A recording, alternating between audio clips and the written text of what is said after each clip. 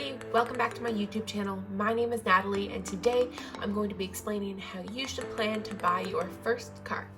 Alrighty, so you might be wondering, how the heck does this girl know anything about cars, know anything about buying cars? Well, in the past 8 months I have bought not one, but 2 new vehicles. Now you might be thinking, how the heck can she afford 2 vehicles in the last 8 months? Well, I can't. I got hit by a minivan and totaled my brand new first ever vehicle. So 3 months later, I had to buy a new one.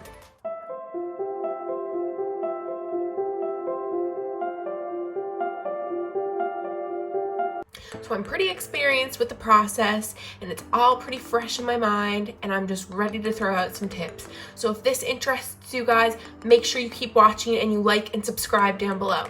Alrighty, so first things first is that you really want to have a plan before you go out shopping. So you want to know what kind of vehicle you're looking for. Are you looking for a truck, a sedan, a crossover, an SUV, whatever it might be? You should have that in mind before you go out so that you don't get really flustered with all the different types of vehicles, everything that all the different dealerships are offering. At least if you have that already planned out, you can go into the dealerships and kind of narrow down what you're shopping for. The other really important thing is to make sure that you have a budget and you know what you can afford before you go shopping.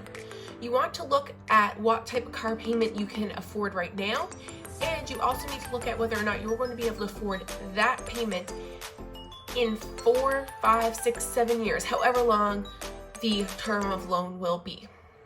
Your responsibilities and your bills and all that are going to change a lot over the years, so it's important that you don't only get something that you can afford right now, but that you can also afford it in the future. Something else you should consider before you actually go to the dealerships is whether or not you want to lease or if you want to finance. There are benefits to both. With leasing, you have the option to get a new vehicle every 4 years, every 5 years, whatever it may be. At the end of your term, if you want to give back the car and get a new one, you can. If you really love your car, you can also just buy out your lease and keep it. The other thing with leasing though is that you will have to, in most cases, get your servicing done at the dealership, which can be a little bit more expensive. However, when you lease, the actual loan payments are usually cheaper, which can be a benefit as well. It just depends on what you're looking for.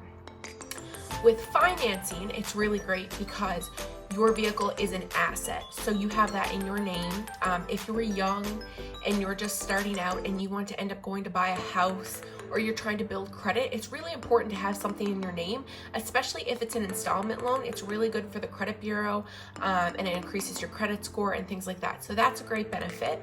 The other good thing with financing for your vehicle is that because you own it, you can do whatever you want with it. So you can paint it, you can redo the insides, anything you like, you can do to the vehicle. The downside is that you might have this vehicle loan for the next 7 years, and unless you possibly break even and sell it, you're going to have to stick it out for that full 7 years or the 6 years or the 5 years, whatever it might be. You don't have the option to get a new vehicle maybe as soon as if you were to lease. So basically, just weigh the pros and cons. Are you going to lease? Are you going to finance? And figure that out before you actually go out looking for a vehicle. Alrighty, so when you go out shopping, I would try to figure out which makes and models you like the best. Are you looking for a base model, maybe a middle model, or are you looking for the very top model? Really want to pick out maybe 3 to 4 cars that kind of catch your eye. And then what I would suggest is go to the dealerships and test drive them. So you want to test drive them, get a feel for them, see how they drive, see what you like, see if you like the interiors. They all come with different packages, so see like what package is the best for you at which dealership and things like that.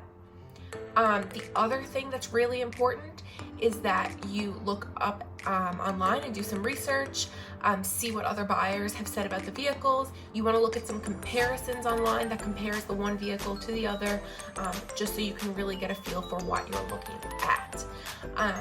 Once you narrow it down to maybe 3 or 4 cars and you have test drove them, you should be able to then square it down to, okay, what 2 cars out of all the ones you test drive did you like the best? Once you pick those 2 cars, you should go to the dealerships and get some quotes on prices. All dealerships have different rates.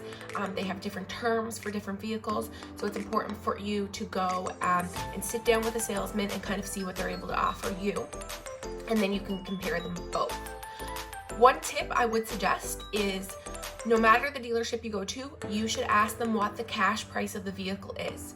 When you get the cash price, I really suggest that you go to your personal bank, bring them the quote, and see what they could do for you.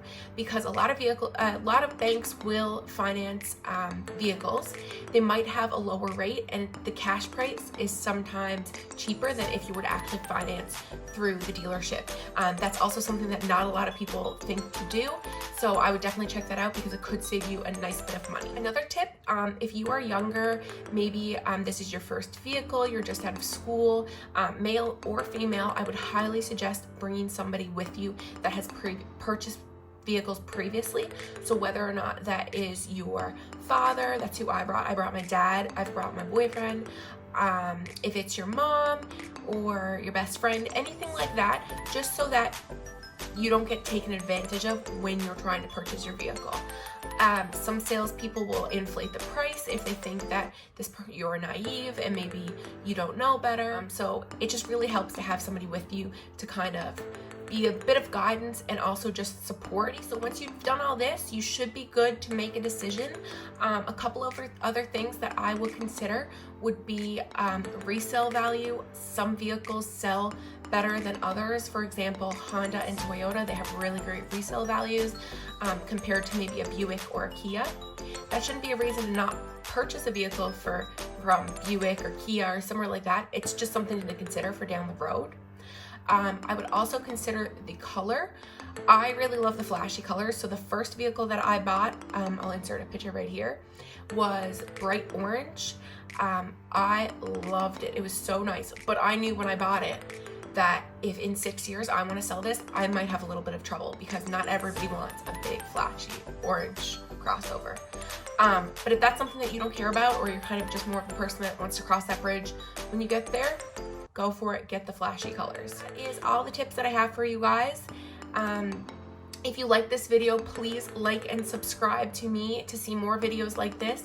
I really appreciate you guys watching, and have a great day and enjoy your new car.